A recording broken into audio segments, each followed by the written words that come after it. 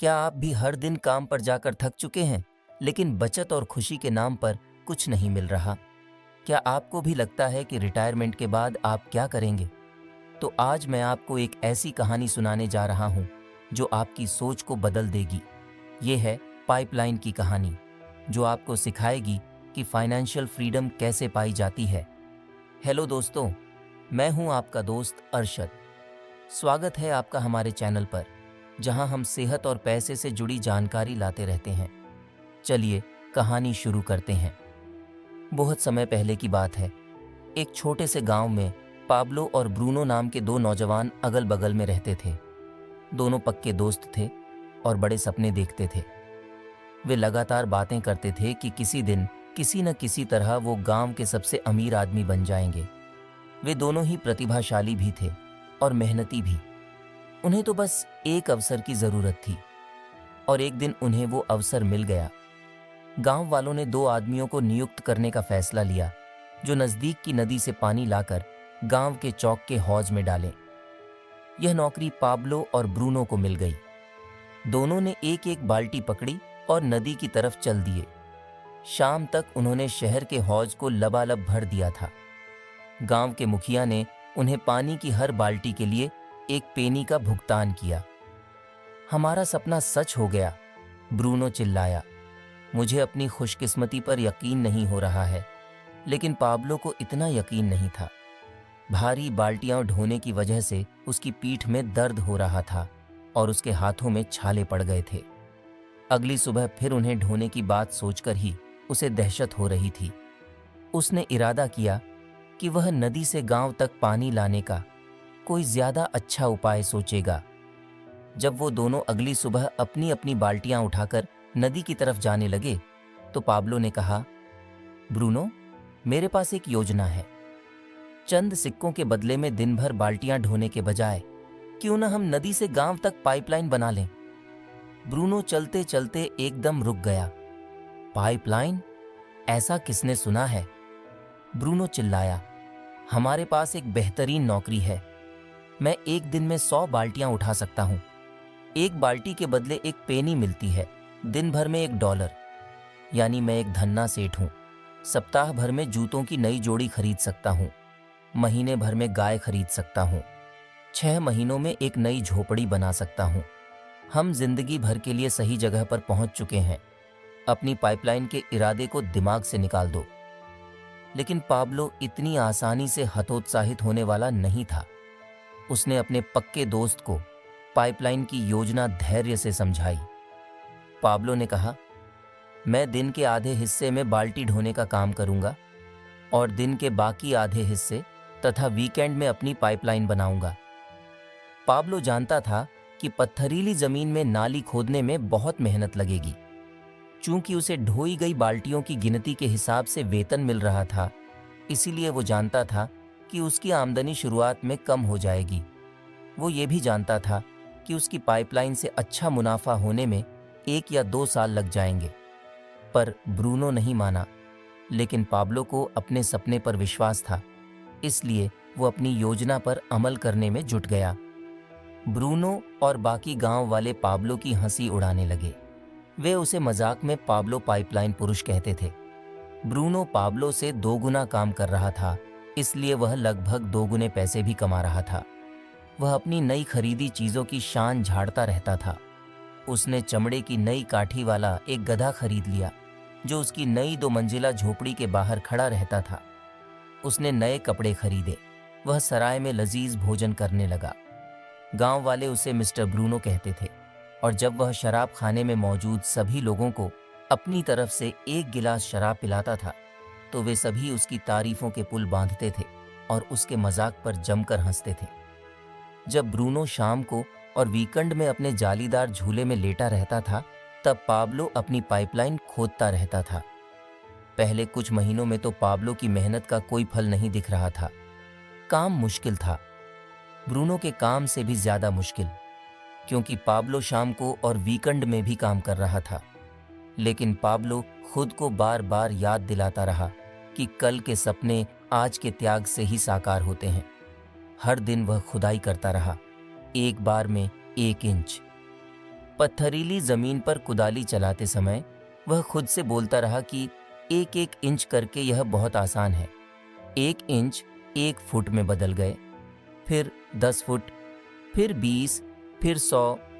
वह खुद को याद दिलाता था कि अभी के दुख का मतलब है आने वाला फायदा। जब वह दिन भर के काम के बाद थका मांदा अपनी सामान्य झोपड़ी में घुसता था, तब वो अपनी कामयाबी को मापने के लिए हर दिन के लक्ष्य तय करता था और देखता था कि वे पूरे हुए हैं या नहीं। वो ये बात जानता था कि आगे चलकर उसे अपने प्रयासों की तुलना में बहुत ज्यादा इनाम मिलेंगे।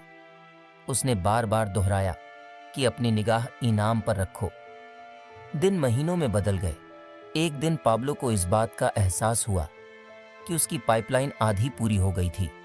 इसका मतलब यह था कि अब उसे अपनी बाल्टियां भरने के लिए सिर्फ आधी दूर तक ही पैदल चलना था। बचने वाले समय को भी पाब्लो ने अपनी पाइपलाइन पर काम करने में लगा दिया। पाइपलाइन पूरी होने की तारीख ज्यादा तेजी से करीब आ रही थी। पाइपलाइन बनाने के बीच आराम करते समय पाब्लो अपने पुराने दोस्त ब्रूनो को बाल्टियां ले जाते देखता था। ब्रूनो के कंधे अब काफी झुक गए थे और हर दिन हम्माली करने की वजह से उसकी चाल धीमी हो गई थी। अब ब्रूनो नाराज और खिन्न था। वह इस बात से चिढ़ रहा था कि वो हर दिन बाल्टियां ढोने के लिए अभिशप्त है, वो भी जिंदगी भर।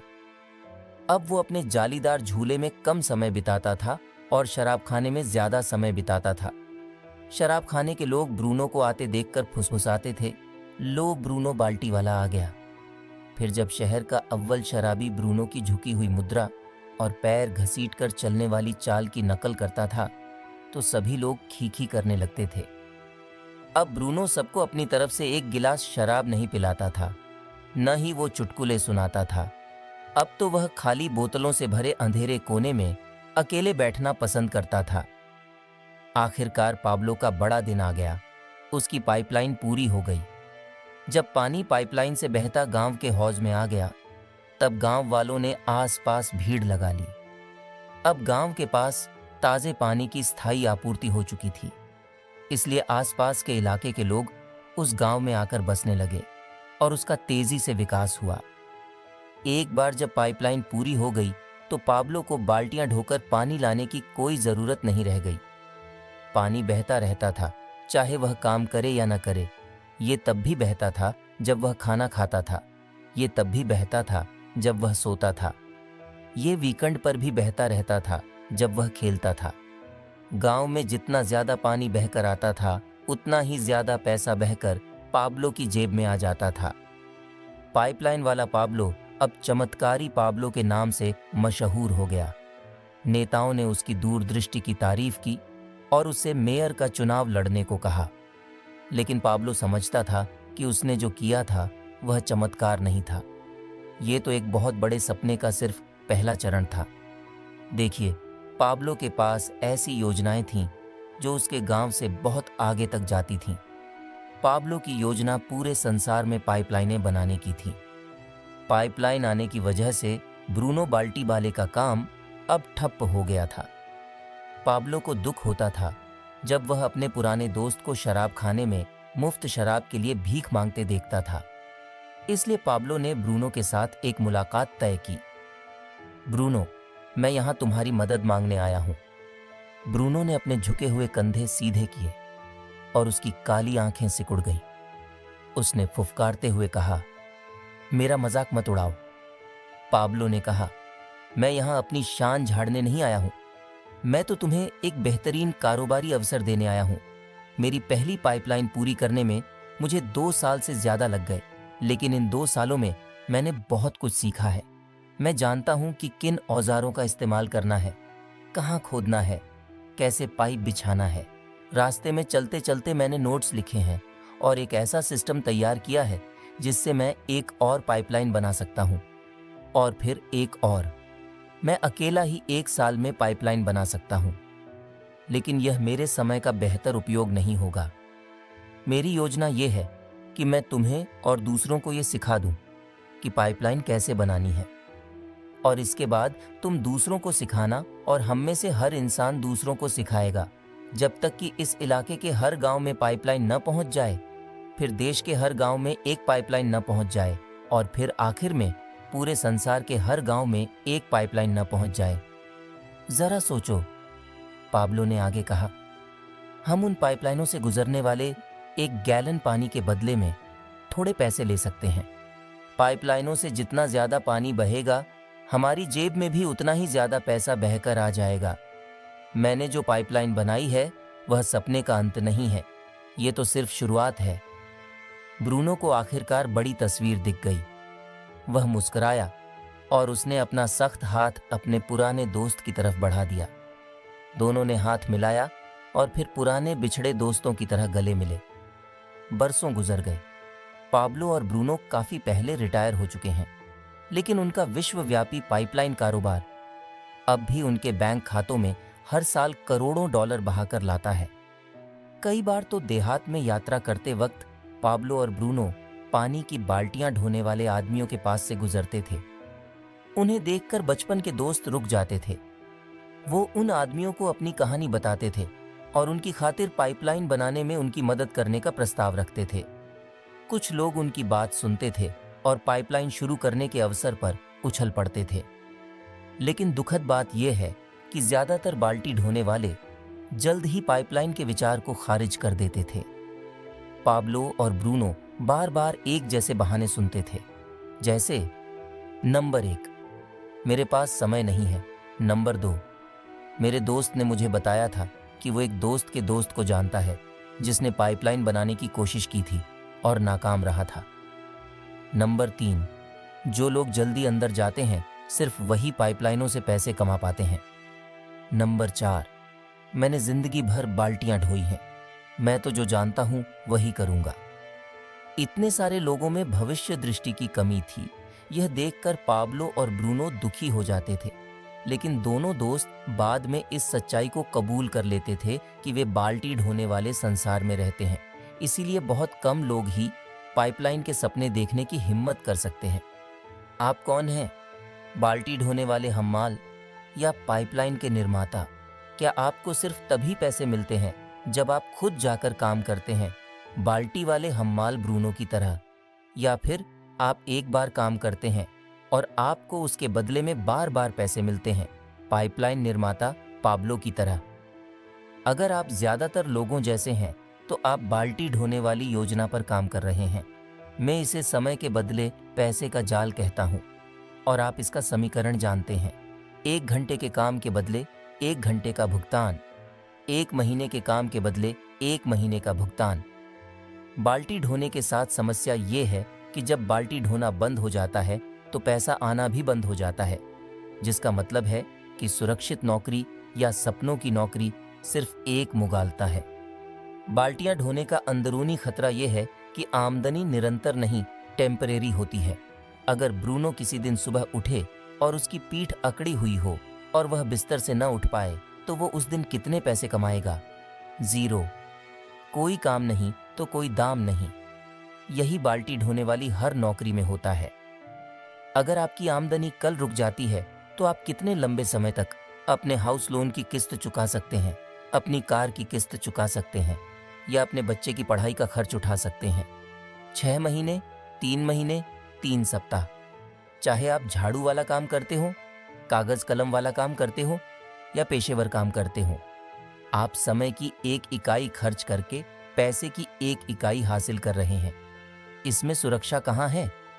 सच्ची सुरक्षा पाने का इकलौता तरीका वही है जो पाब्लो ने किया था। जब आप बाल्टियां ढो रहे हो तभी एक पाइपलाइन बना लें। पाइपलाइनें जीवन की डोर हैं, क्योंकि वे लोगों को पैसे की खातिर समय बेचने के जाल से आजाद करती हैं।